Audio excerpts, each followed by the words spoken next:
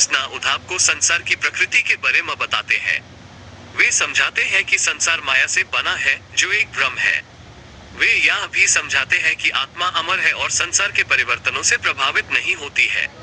श्री कृष्ण उद्धव को बताते हैं कि संसार का उद्देश्य आत्मा को भगवान से जोड़ना है। वे समझाते हैं कि ऐसा करने का एकमात्र तरीका भक्ति योगा का अभ्यास करना है। भक्ति योगा प्रेम और भक्ति का मार्ग है। श्री कृष्ण उद्धव को यह भी बताते हैं कि वे संसार के रक्षक हैं। वे समझाते हैं कि वे कभी कभी अवतार के रूप में अवतार लेते हैं ताकि धरती पर धर्म की रक्षा कर सके और दुष्टों का विनाश कर सके। श्री कृष्ण और उद्धव के बीच संसार की प्रकृति पर विचार विमर्श भगवद गीता के अध्याय 7 में पाया जाता है।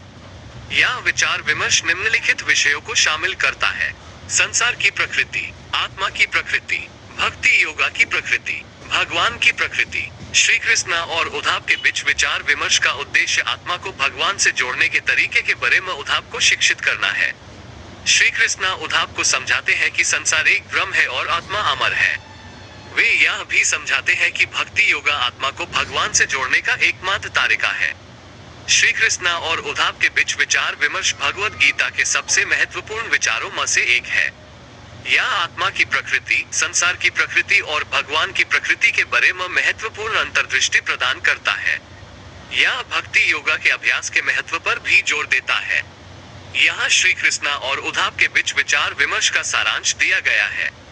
श्री कृष्ण समझाते हैं कि संसार माया से बना है, जो एक भ्रम है। श्री कृष्ण समझाते हैं कि आत्मा अमर है और संसार के परिवर्तनों से प्रभावित नहीं होती है।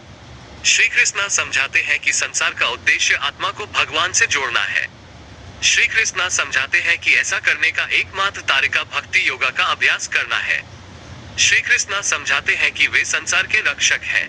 श्री कृष्ण समझाते हैं कि वे कभी कभी अवतार के रूप में अवतार लेते हैं ताकि धरती पर धर्म की रक्षा कर सके और दुष्टों का विनाश कर सके।